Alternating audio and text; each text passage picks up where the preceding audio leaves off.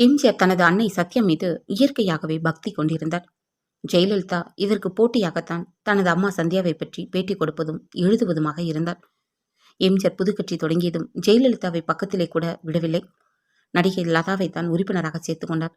லதாவிற்கு கட்சியில் செல்வாக்கு செல்கிறது என்கிற செய்தி ஜெயலலிதாவிற்கு எரிச்சலை உண்டாக்கியது. 1973 ஏப்ரல் மாதத்தில் விஜயா ஸ்டுடியோ சி திரையரங்கத்தில் நாகிரெட்டியால் தெலுங்கு படம் ஒன்றை திரையிட்டார். அந்த படத்தை தமிழில் எடுக்க வேண்டும் என்பது அவரது திட்டம். இந்த காலகட்டத்தில் ஒரு நாள் எம்ஜிஆரோடு சேர்வதும் மறுநாள் அவரை விட்டு ஓடுவதுமாக இருந்த ஜெயலலிதாவை நாகிரெட்டியார் படம் பார்க்க வரவழைத்திருந்தார். எம்ஜிஆர் ஜெயலலிதாவை வைத்து இந்த படத்தை எடுக்க வேண்டும் என்பது நாகிரெட்டியார் திட்டம். எம்ஜிஆருக்கும் படம் பார்க்க வர வேண்டும் என்று அழைப்பு வந்தது. அவரோ ஜெயலலிதாவோடு எப்படியாவது சமாதானம் பண்ணிக்கொள்ள வேண்டும் என்கிற முடிவிற்கு வந்திருந்தார். இதற்கு பலமான காரணம் உண்டு. இந்த நாட்களில் எம்ஜிஆரிடமிருந்து பிரிந்துவிட்ட ஜெயலலிதா திமுக கழகத்தவர்களோடு தொடர்பு கொண்டார். ஜெயலலிதாவை பயன்படுத்தி மேடைக்கு மேடை தன்னை தாக்கி விடுவார்களோ என்று எம்ஜிஆர் பயந்தார். இதன் விளைவுதான் எப்படியாவது ஜெயலலிதாவோடு ராசியாக்கிவிட வேண்டும் என்று எம்ஜிஆர் முயற்சிகளை மேற்கொண்டார். நாகிரெட்டியாரின் தெலுங்கு படத்தை தமிழில் எடுக்கிற முயற்சி ஜெயலலிதாவை மீண்டும் வளைத்து போடுவதற்கு ஒரு நல்ல சந்தர்ப்பம் என்று எம்ஜிஆர் நினைத்தார். விஜயா ஸ்டுடியோவிற்கு ஜெயலலிதா வந்துவிட்டாரா என்று அடிக்குறுதம் எம்ஜிஆர் விசாரித்துக் கொண்டே இருந்தார். இறுதியாக வந்துவிட்டார் என்று தெரிந்ததும் திருச்சி 2வது சட்டமன்ற உறுப்பினராக பின்னாளிலான திருச்சி மாவட்ட செயலாளர் கே சவுந்தரராஜனை அழைத்துக் கொண்டு டிரைவர் கதிரேசன் வண்டியை ஓட்ட எம்ஜிஆர் விஜயா ஸ்டுடியோவிற்கு பறந்தார். எல்லோரும் எழுந்து நின்று எம்ஜிஆரை வரவேற்றார்கள்.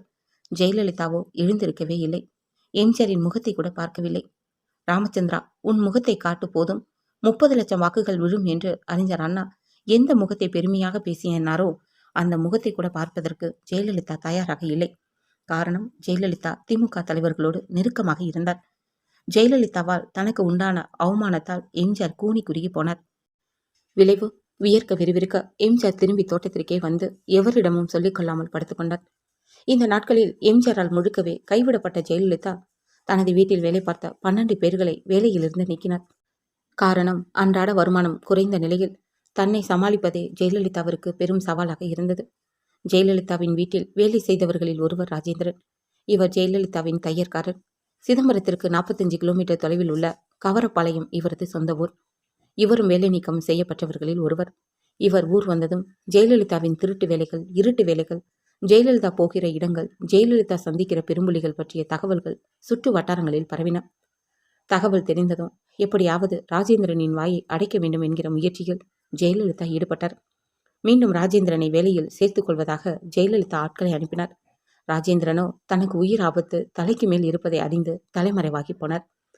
1973 கட்சியை துவங்கிய போது எம்ஜிஆர் தேரமாட்டார் என்று கைகொட்டி சிரித்த ஜெயலலிதா அவரது திண்டுக்கல் வெற்றியை கூட அலட்சியப்படுத்தினார். 1977 பொது தேர்தல் வந்தது. அப்போதும் கூட எம்ஜிஆரை ஜெயலலிதா அணுவளவும் கூட ஆதரிக்கவில்லை.